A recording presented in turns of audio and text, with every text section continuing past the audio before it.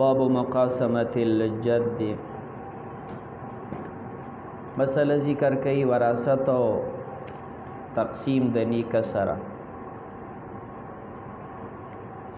وړاندې د فرمایي مسئله ته عصباتو کې وې انسان مړ شي نو اول عصبه قریب زوی دی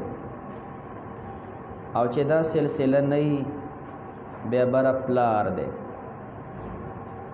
نو د مړي پلار موجودو دا عصبه دی په دې پلار باندې رونه ساقط دي معنا یو سړی مړ شو رونه شته خو پلار موجود دی نو چې پلار شته دا وراثت به ملاویږي پلار ته خو دارونه کاغه سکرونه دي او کدا مېرنی رونه دي او که ار یو دي خو هغه د لپاره حصہ نشته. دا د پلار مسله وه. دلته مسله یو قدم مخکې لاړه. نیکه دی یو سړی مړ شو پلار یې مړ دی پخوا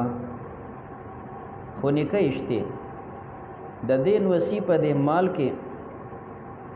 نیکه ته چې کم د حصہ کېږي اخوارونه په دې ساقطېږي او که نه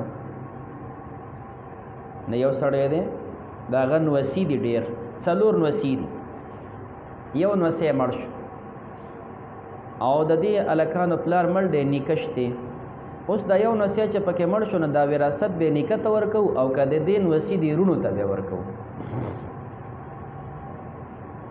نه دا مسله دلته ذکر کړي. حاصل دا دی چې دارونه په 3 قسمه دي څنګه چې تاسو وایي عیانی علاتی اخیافی. په دې باندې اتفاق دی چې نیکه موجود وي نو اخیافی ساقط دي نیکه موجود وي اخیافی ساقط دي په دې اتفاق دی. څنګه چې پلارو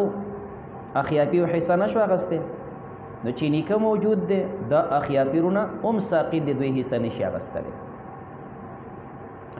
البته دا نور دو چې عیانی او علاتی دي په نیکه باندې دا ساقط دي او کنه نو د صحابو په دې کې اختلاف دی. یو جماعت په دوی کې حضرت صدیق اکبر رضی الله تعالی عنه دی او د دې سره نور صحابه ملګری دي. صدیق صاحب دی، عبد الله ابن عباس صاحب دی، عبد الله ابن زبیر دی، عبد الله ابن عمر دی، حضرت حذیفه دی، ابو سعید خدری دی، ابی ابن کعب صاحب دی، معاذ ابن جبل دی، ابو موسی اشعری دی، ابو هرره صاحب دی، عمران ابن حسین دی، عباده ابن صامت دی وغیرهم.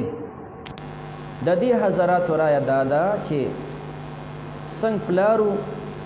او عیانی علاتی اخیافی 3 وانو حصہ نشو اغستلی د قرنګ چې نیکه دی دا 3 وانو حصہ نشي اغستلی. دا نوصی مړ شو د درونه دي کئی سکرونه دي کئی میرنی رونه دي که مور کې شریک رونه دي او چې نیکه شته مال بزی نیکه ته او دارونه محروم دي. دا د صدیق صاحب او د دې صحابه او حضرات رایه ده او دا د احناف مسلک دی او دا چې کوم د مفتابه قول د احناف دی او د امام ابو حنیفه رحمه الله قول دی په دې فتوا ده. بنا په دې قول باندې به د روسته مسلو ته ضرورت نشته اقا مخکې سره مسله حل شوله ځکه چې دا نوصی مړ شو چې کوم د مال زینی کته رونه ساقط دي نو تقسیماتو ته ضرورت نشته څنګه چې د پلار مسله وه.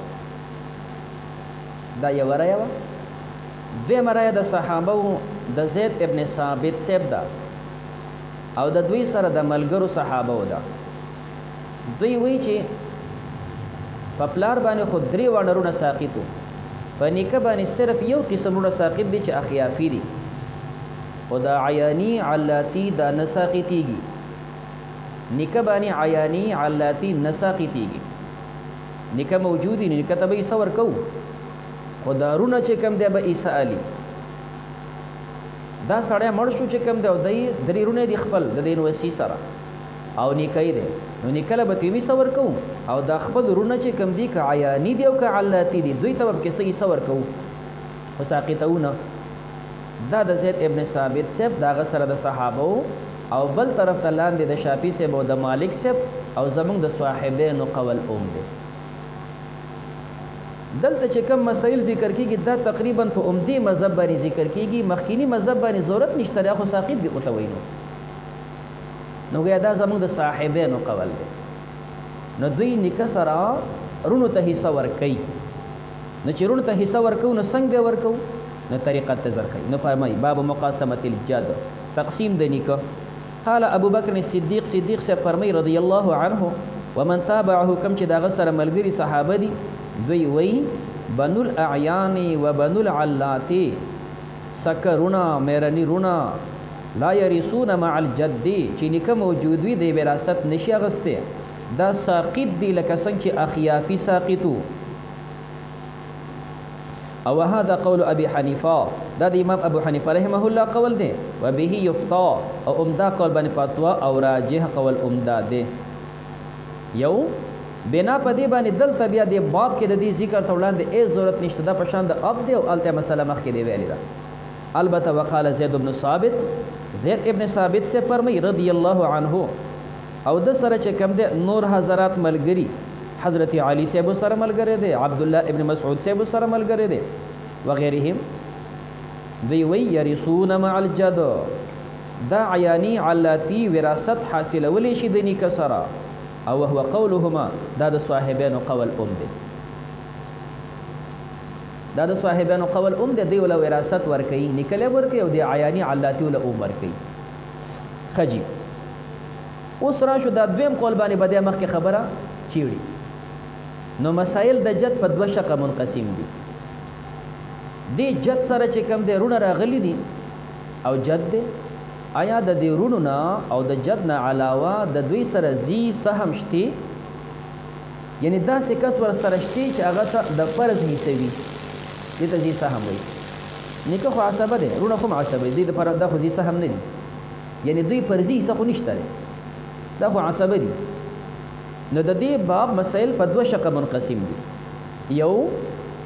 نکاح ده رونه دي صاحبان خو حصہ ورکي دوانو ته او بګور آیا دوی سره زی سهم شته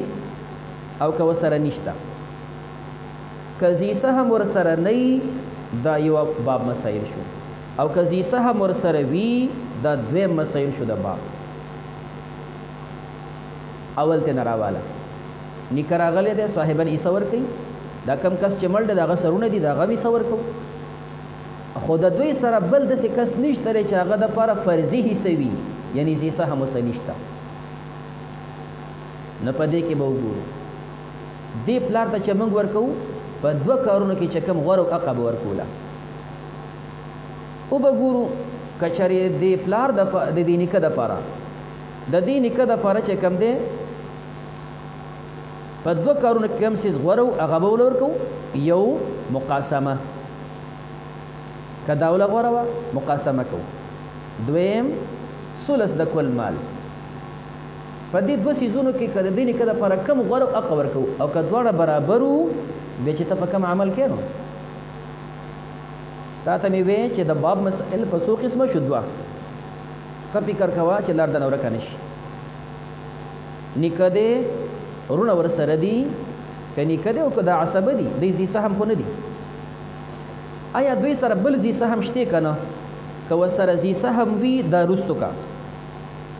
او که زی سهم وسنی دا تراواله نکاح راغله رونه راغلی دي نو سی سره شته خو زی سهم سره ذل فرض بل نشتا نو چې نشتا اوس به دي نکله په دوه کارونه کې یو سیز ورکو هغه چې نکته کم غور او عقب ورکو مقاسمه بکو او یا ثلث د کل مال ورکو مقاسمه دا معنا چې څنګه د دې مړي رونه دي یو ورو صدا نکي حساب کا او تقسیمو کا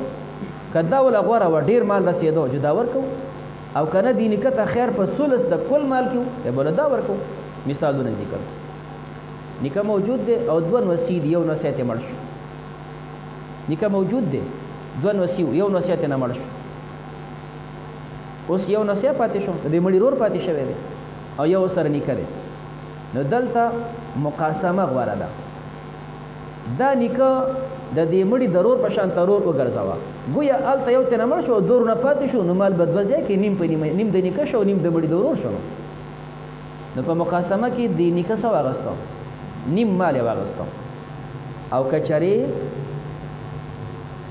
سولس د کول مال ورکې ولا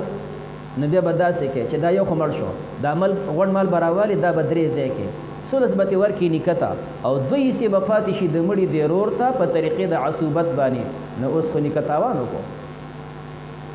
نو دلته نیکه د لپاره کم شی غوره دی مقاسمه غوره ده نو چې مقاسمه غوره ده چې کم دی نو دلته مقاسمه وکړه یو تېنه مړ شو یو ورور پاتې مال دوه ځکه نیم به نیکه والي نیم به د مړي رور والي یعنې دا وله غوره ده او کله به داسې وي چې د دپاره سولس د مال غوره دی مقاسمه غوره نه ده نو چې کله له سولس غوره بیا بقه راولو به طوري مثال دا سړی دی چې کم دی او د ده څلور نوسي دي یو نوسی ترې نه مړ شو نو چې یو نوسی مړ شو نو درې نوسي پاتې شوه یو نیکه پاتې شو اوس که مقاسمه کوو نو درې نوسي دي یو ورسره نیکه که نو مال به څلور ځای کې یوه حصه به ترې نه ورکړي نو نیکه ته میلاو شو د ربعه مقاسمه کې دغه به یې رسي او که ثلث د کل مال ورکې نو بیا به داسې وکړي چې دا مال به درې ځای کې یوه حصه به ترې ورکړي نیکه ته دا دوه حصې به بیا په دې نوسو په دې ورونو تقسیمې نو اوس چې سوچ وکړي که مقاسمه کې نیکه ته رسي ربع او که ثلث د کل مال ورکې ده ته رسیږي ثلثو نو ثلث غورئ که ربع غورئ ثلث غورئ ثلثو دا غورئ که په دې نه پوهېږي که نه چې څلور ډوډۍ ډوډوګر طالبان ته اکثر موږ مثال د ډوډو ورکوو که نه په دې ښه پوهېږئ چې څلور ډوډۍ نه چې ربع ورکې خو یوه ډوډۍ دې رسي او که ثلث ورکې نو په درې ډوډو کې به د یوه روغه ورسېږي او د یوې ډوډۍ به سره ثلث ورسېږي پته لګي ثلث غوره دی د ربع نه نو دلته به دې نیکه ته ثلث ورکې مقاسمه مه کوه او کله به داسې وي چې دا مقاسمه او دا ثلث د مال دا برابر وي یو سړی مړ شو او دوه وروڼه پاتې شول او یو نیکه پاتې شو نو چې دا درې نوسي وو یو نوسی ترې نه مړ شو نو دوه نوسي پاتې شول د مړي وروڼه دي او دا یو نیکه پاتې شو نو که ته مقاسمه کې دا نیکه راواله دوه دی دي یو سره هغه که درې کسان دي مال په درې ځای شو او که ته ثلث ورکړې نو به مال درې ځای کې نیکه ته به ثلث میلاویږي په مقاسمه کې مو ته ثلث میلاویږي او په ثلث کې مو ته هم ثلث میلاویږي نو دلته دواړه برابر دي چې کم دی ورکړو ټیک ده پوه شوې په خبره باندې نو دی فرمایي چې کم دی چې دلته به وګورو وهو قولهما او قول مالک والشافعي رحمه الله دا د هغې قول دی نو وعند زید بن ثابت بنا په دې باندې په نسبت د زید بن ثابت صاحب باندې للجد د نیکه دپاره مع بني الاعیانې چې بنو اعیان وسرئ و بني العلاتې او دا وسرئ نو دې نیکه له چې موږ ورکوو نو افضل الامرین په دوه خبرو کې چې کوم غوره او هغه به وله ورکوو افضل الامرین هغه دوه امره کم دي من المقاسمه که مقاسمه غوره وه دا وله ورکه تا ته مثال ذکر کوو چې یو ورور د مړي پاتې شي اوس مقاسمه غوره ده ومن ثلث جمیع المال او که ثلث د جمیع مال غوره دا ورکه کله چې سړی مړ شي او درې وروڼه پاتې شي یو نیکه پاتې شوی دی او کله به دواړه برابر وي مثال مې تا ته بیان کړ و تفسیر المقاسمه تفسیر د مقاسمې دا دی چې ایجعل الجد وګرځولی شي دا نیکه فی القسمت په تقسیم کې که احد الاخوه یو ورور حساب کا پکې یو ورور به حساب کې پکې دا مقاسمه ده او ثلث به وایي چې غوړ مال دې به حصه راواله نو تر دې پورې دا مسله وه مختصر تا ته مثالونه وي خبره واضحه شوله ښه پوه شوې لکه په دې باندې اوس دې سره لکه یوه بله خبره پیوسته کوي لکه ورسره بله خبره پیوسته کوي هغه دا چې صاحبینو او زید ابن ثابت صاحب بنو الاعیان او بنو العلات دواړه ساقط په نیکه نه وي نو چې دواړه ساقط نه وي نو دا دواړه به ګینې برخه صحیح برابر ورسره اخلي څه به کوو دې سره نو دا مسله چې وي نو دی فرمایي چې ښکاره خبر ده چې اول حق د بنو الاعیانو دی نو کله چې نیکه دی په دې تقسیم کې وسره په دې حساب کې به بنو الاعیان او بنو العلات دا غونډ حسابې غونډ به حساب کې نیکه دی عیانی دي علاتی دي دا به غونډ حساب کې د دې نه پس چې کوم دی بیا به وګورو علاتی ته نه ورکو دا چې تا نه ورکول نو داخلول دې پکې ولې نو دا علات پکې داخلو اضرارا للجد یو ځل مو د جد سره ښېګړه وکړه چې په دوه کارونو کې ولا بهتر ورکو یا مقاسمه او یا ثلث دا ځل چې کوم د لږه شانتي سره نقصان هم ورکوله چې حساب کوو نو نیکه دی عیاني دي علاتی دي غونډ حسابو او چې غونډ حساب کړه اوس به نیکه خپل حساب ورکړي او دا باقي چې پاتې شو دا به بیا ټول ورکو چې کوم دی عیاني وته او علاتی به د منځ وباسو هغې ته اسم نه ورکو کلیه خدا شوله ښه اوس لږه جزیه پکې وړاندې دا ده کله به دې علاتیو ته حصه پاتې کېږي بیا به ورکو او کله علاتیو ته حصه نه پاتې کېږي بیا نه ورکو که چېرې داسې وي چې عیاني دي او دا عیانیو کې الکان دي الک دی یا الکان دي بیا ښکاره ده چې علاتیو ته څه نه پاتې کېږي او یا چې کوم دی عیاني یوه خور ده بیا هم علاتیو ته څه نه پاتې کېږي خو که چېرې داسې وي چې اخوا سره علاتی راغلي وي خویندې او دلته هم خور وي نو بیا ورته څه به پاتې کېږي نو چې څه پاتې شول بیا ورته ورکوو نو مسله بیا فکر کوه مسله دا وه چې موږ کله عیاني علاتی ساقط ونه وی حساب کوو نو نکله چې حصه ورکوو نکم حسابو عیاني حسابو علاتی حسابو بیا به تې نکله حصه ورکو اوس اخوا د عمل علاتیو ته ورکوو نه اب واپس د منځه وباسو دا غونډ مال ورکوو عیانیو ته ورکوو خو کله به دا خو کلیه شوه اوس وړاندې جزیه بیا داسې ده کله به دې علاتیو ته حصه پاتې کېږي بیا یې ورکوو خو کله به حصه نه پاتې کېږي بیا یې نه ورکوو نو د هغې دواړه مثالونه تا ته ذکر کوي فرمایي دا چې وبنو العلاتی او دا علاتی خویندې رونه یدخلون فی القسمتی دا به تقسیم کې داخل کو حساب به کو مع بني الاعیان د بنو اعیانو سره ولې پکې داخلو اضرارا للجد د پاره د ضرر د جد چې د هغې حصه کمه شي او فاذا اخذ الجد کله چې دی نیکه واغستله نصیبه خپله حصه نو چې هغه خپله حصه واغستله فبنو العلاتی بیا د علاتی خویندې رونه یخرجون دا به اوزي من البین د منځ نه خائبین نامراده بغیر شیء اسم نه ورکوله والباقي او دا باقي مال به للبني الاعیان دا بني الاعیانو ته ورکوو دا خو کلیه اوس کله چې دا الکان وي بني الاعیان بیا علاتیو ته هېڅ نه پاتې کېږي ځکه چې دا الکان دي عصبه دي او چې کله دا بنو الاعیان دا بنات الاعیان وي جینکې وي نو کله به حصه پاتې کېږي هغوی ته بیا ورکوو کله به نه پاتې کېږي الا اذا كانت من بني الاعیان اخت واحد او هغه صورت کې چې بني الاعیانو کې الکان نشته صرف یوه جینۍ ده نو چې یوه جینۍ ده فانها اذا اخذت فرضها کله چې دا یوه جینۍ خپل فرض والي نصف الکل بعد نصیب الجد نکته هم حصه میلاو شي او نیم پکې دی جینۍ ته میلاو شي نو فان بقي شیء که څه شی باقي و نو فلبني العلات بیا به دا بني العلات ته ورکوو والا او که بیا څه نه پاتې کېدل فلا شیء د هغه بیا بني العلات دپاره اسم نشته مثال کجد و اخت لاب و ام و اختین لاب اول ته داسې جوړ که چې دی بنو العلات ته څه پاتې نشي نو جد دی یو الک مړ شو نکې پاتې شو او یوه چې کوم دی اخته پاتې شوه عیاني او یوه اخته پاتې شوله علاتی پوه شئ په خبره یوه اخته پاتې شوله عیاني او یوه اخته پاتې شوله علاتی یوه پاتې شوله مال موږ تقسیموو نو یوه خپله خور ده یوه مېرنۍ خور ده یو نیکه دی دوه رؤوس د جینکو دي دلته دا نیکه رؤوسو ته راواړوه دوه رأسه نیکه شو نو رؤوس اعتباریه څونه شول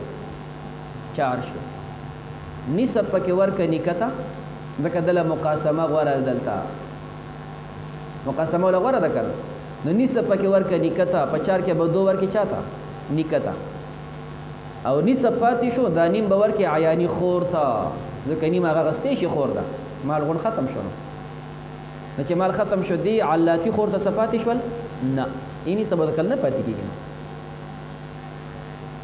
او کله به پاتې کیږي عمده صورت نو تا ته ویلي اختین دا علاتی او ته اختین کا تا ته ما یو مثال ماتین نه به ذکر کړي اختین په ځای باندې اخته علاتی کا بیا نه پاتې کیږي او کم چې ماتین ذکر کوي مثال اختین علاتی کا او چې اختین دی علاتی کړه اوس به چې کم دی او ته پاتې کیږي خرجي یو جد یو عیانی خور او یو دو علاتی خويندې مال تقسیم کا یو عیانی خور یو رأس دو علاتی خويندې دو رؤوس درې شول درې رؤوس دې شول جد په دو رؤوس حساب کا 15 رؤوس اعتباریه جوړ شول 15 رؤوس اعتباریه جوړ شول هر کله چې 15 رؤوس اعتباریه جوړ شول لہذا مال 15 ځای کا مال دی 15 ځای کو چې کم دی نو دو به تېنه ورکې نیکته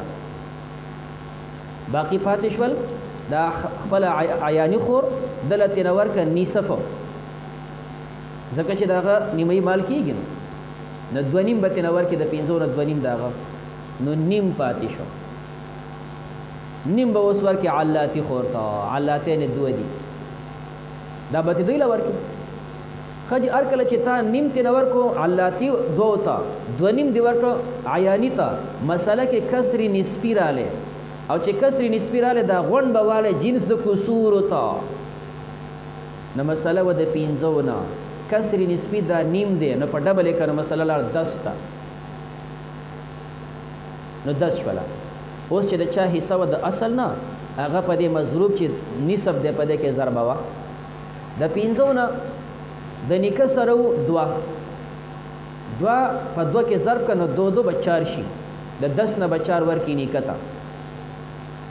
عیاني سره و دوه نیم دا به ضرب کې په دوه کې دوه په دوه نیمو کې 15 د لسو نه به ورکړي 15 عیاني خور ته د علاتی دوه خویندو سره و نیم دا به ضرب کې په دوو کې نو دوه اتانیزه چې راوالي یوه روپۍ به ترېنه جوړې شي نو یوه پکې دا شوله ده علاتی و دا دې تقسیم وکړو د لسو نه اوس به چې کوم دی وګورو مخکیني بابونو ته بیا لاړ شه نسبت وګورو چې دا کم ورثو ته موږ حصې ورکړې آیا په دوی باندې دا حصې برابر دي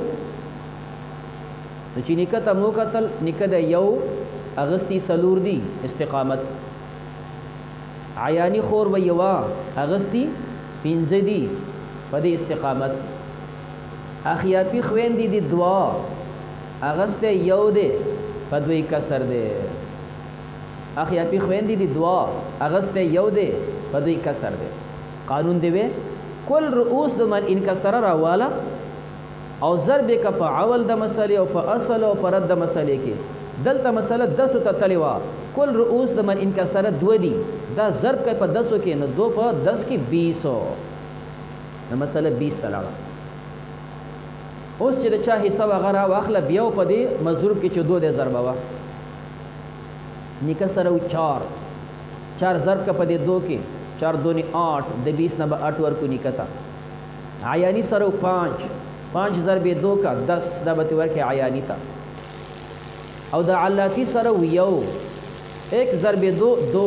دا به تقسیم کې په دو خویندو باندې یو به ورسیږي دا خو د مسلې تقسیم و زمون خبره په دې کې وه چې کله تا تقسیم کوو عیانی علاتی د یو ځای کول د نیکه سره نیکه له د خپله حصه ورکوله نو کله به حصه پاتې کېږي علاتی ته بیا ورکوو کله به نه پاتې کېږي بیا نه ورکوو کله چې عیانی رور راغلی بیا علاتی ته څه نه پاتې کېږي او کله که عیانی چې کوم دی دا خور راغلی وي اخوا علاتی که یوه خوري بیا عیسه نه کوي او که چېرې دوی نه بیا ورته عیسه پاتې کېږي نو فإنها اذا اخذت فرضها نصف الكل بعد نصيب الجد فإن بقي شيء كشيء باقي فلبني العلات وإلا كباقين فلا شيء لهم كجد واخت لاب وام یو نکد او یو عیانی خور دا واختین لاب دا هغه چې پاتې کیږي او چې دا اخت لاب شي به نه پاتې کیږي نفبقي للاختين باقي پاتې شو اختين د اب د پر عشر المال عشر د مال او تصح مساله به صحیح کیږي من 20 ولو كانت في هذه المساله او که په دې مسله کې اخت لاب یو خور راشد ورانه شي نو لم يبقى لها شيء دغه پر سره نه پاتې کیږي نو وان اختلطا بهم شق